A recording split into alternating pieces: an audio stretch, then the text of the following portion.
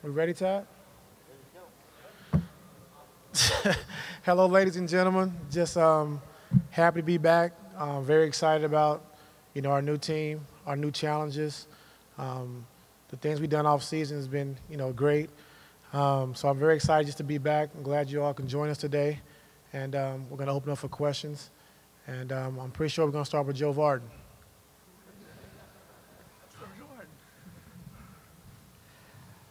Joe Varden, cleveland.com. We just heard that Isaiah Thomas, they're looking at maybe by the end of December that you can get him back. What does that mean to you to have that news that it sounds like you'll be able to count on him and incorporate him into the flow of things with plenty of time in the regular season? Well, it's great news. Just seeing the way he's progressed, over the course of these last few weeks.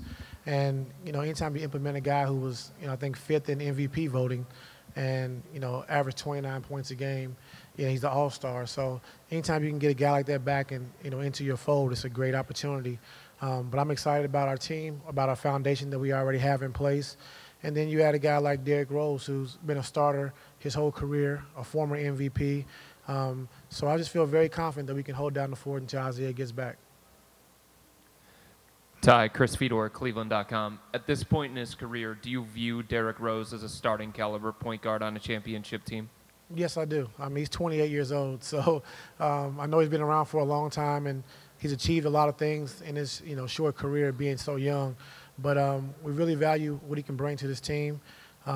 Seeing him last year in New York, where he averaged 18, 5, and 4. Top 3, I think, in guards as far as getting into the paint, 10 points in the paint. So coming to our team and the spacing that we have, the shooters that we have, I think it'd be great for him and give him a new start. And he's ready to go. He's very excited. Chris Fedor, cleveland.com again. You mentioned last year the challenges that you had when you got Kyle Korver of incorporating him in such a small amount of time because of the lack of practice and things like that.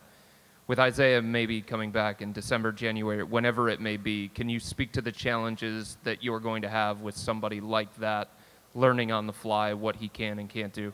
I don't think it'll be a challenge. We've seen him the last couple of years in the playoffs, so he pretty much knows what we run. We're going to implement some things that he's very comfortable running. And, for Isaiah, I just told him I want him to come here.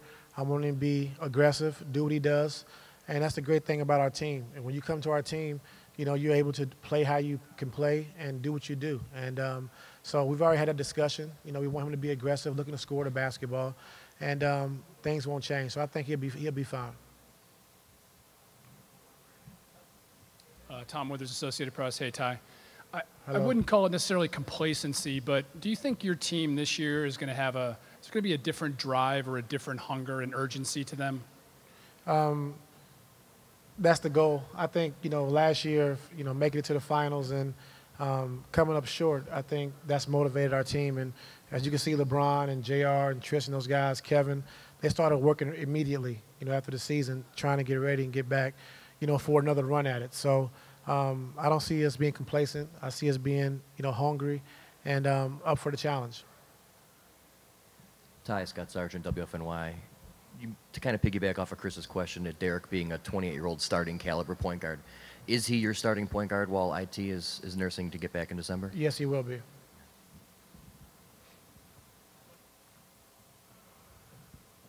Greg, dynamic.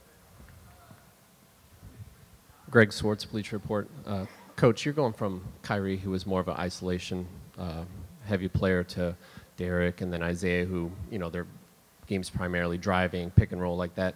How does that change your overall offensive system going from Kyrie to these two new point guards? It doesn't change a lot. Kyrie was dynamic in pick and rolls.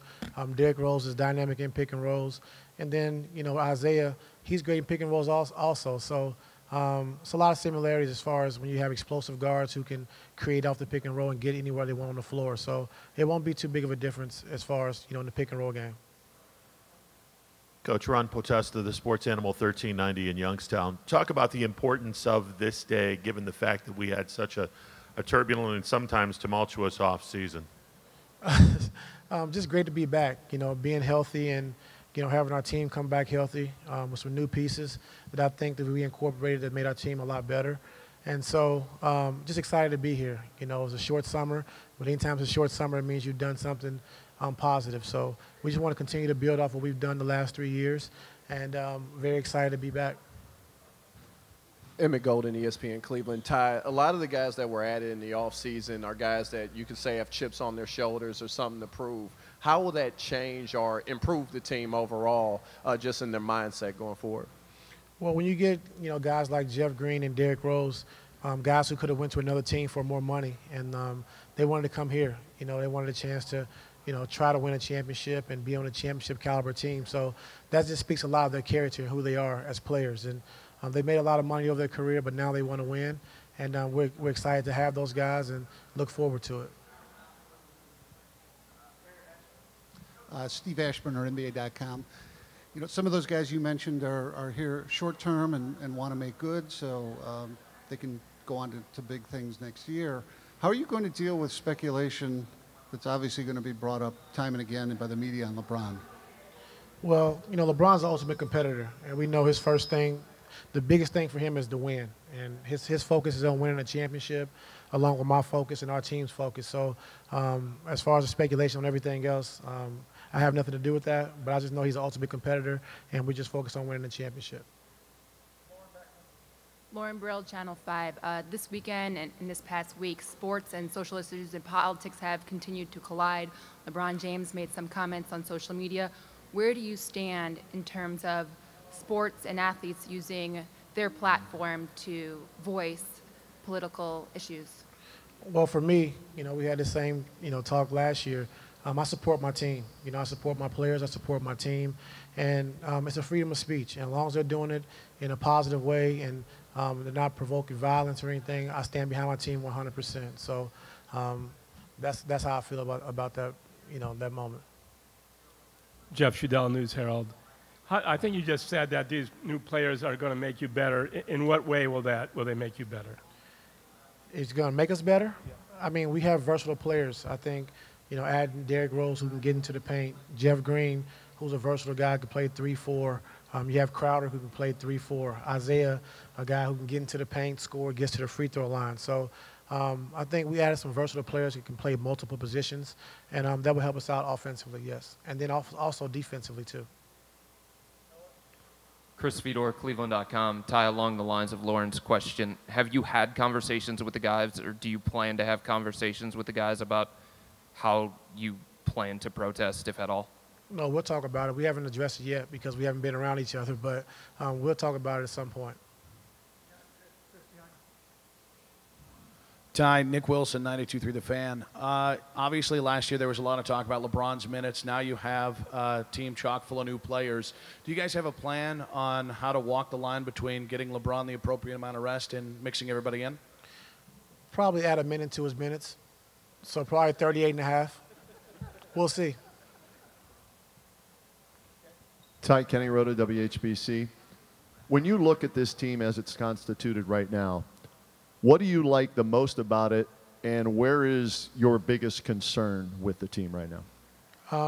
No concerns right now, but I like that we can be versatile. Offensively and defensively, we can throw a lot of lineups on the floor. We want to go scoring, we want to go defense, we want to go both. I mean, we have the flexibility to do that now. So I'm very excited for all the pieces that we got. Kobe and Dan's done a great job of, putting together this team, and I'm just excited to coach them. Dave McBrennan, ESPN. Ty, when you reflect on last year and not winning the championship as you did in 2016, what did you take from it? What did you do wrong, or what could you have done differently this year to put yourself in a better position to win it all? I think, our main focus and main goal is just, being healthy, when the playoffs start, and hitting your stride at the right moment. And I thought last year we had some ups and downs, but we peaked at the right moment, going into the playoffs, starting 10-0 and getting our confidence back and getting back to playing Cavaliers basketball. So we went against a team last year. Golden State was a great team. They was a good team, and that's why this offseason we worked hard to try to assemble a team that, we thought that can compete with those guys. And, we're very excited what we did this summer. Ty Lue, PJ Ziegler from Fox 8. This is probably the deepest team you've had since you've taken over as head coach. How does your coaching style change knowing that you have the depth now on this roster? It doesn't change. We're still going to play the way we're capable of playing. What we do offensively is sharing the basketball, playing with pace. There's going to be some different combinations. It's going to take a while to figure out everyone who plays best with who. But for the most part, my style's not going to change. Jason Lloyd, The Athletic. When you're looking at the Warriors specifically, how do you reason that you've closed the gap on them when you lose a player like Kyrie? Well, they're a good team, but my focus is trying to get us back to that position. I'm not focused on Golden State. I'm really focused on us and how we can get better and how I could use all the guys we have. And if we're fortunate enough to meet Golden State at the end, meet each other again, it'd be great. But my focus is on our team right now. Ty, Les Levine, Spectrum Sports. The West seems more balanced this year than it has in the past. Any thought more as to trying to attain the home court advantage when it's all said and done? That's always your goal. But with the West getting better, teams getting better, I don't know. It's going to be tough. But we're fighting for home court. That's what you try to put yourself in position for. It's going to be a tough task, but we're going to work towards that goal. So it's going to be tough, but we're going to try to do it.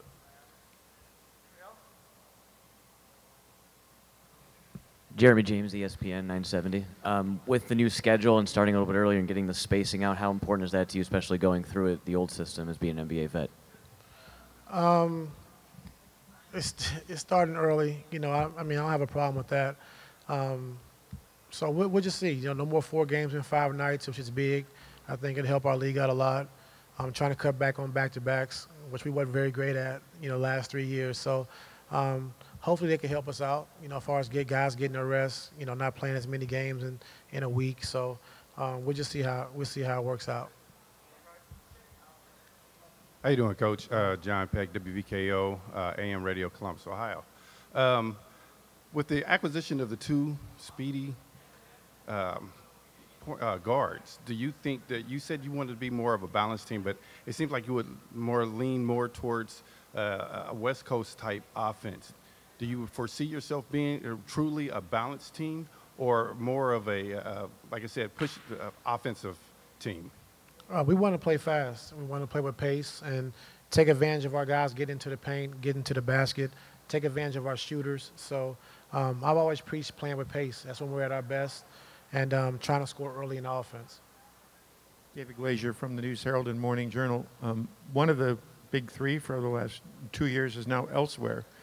Is it theoretically possible that the loss of Kyrie would open up more offense for Kevin Love, who, if you look at his numbers over his career, basically has given up 8 shots a game from his peak in Minnesota? Might the change in your offense benefit him in some way? We'll see. On a nightly basis, it could change. Kevin's been great. I think one of only 3 or 4 guys that average a double-double, 20 and 10, or 20 and 12. And, he's going to flourish in offense anyway. I think we're going to get him his touches, still establish Kevin early. But, with our offense, it changes on a nightly basis. It depends on who has the matchup, who has it going. So it's difficult to say.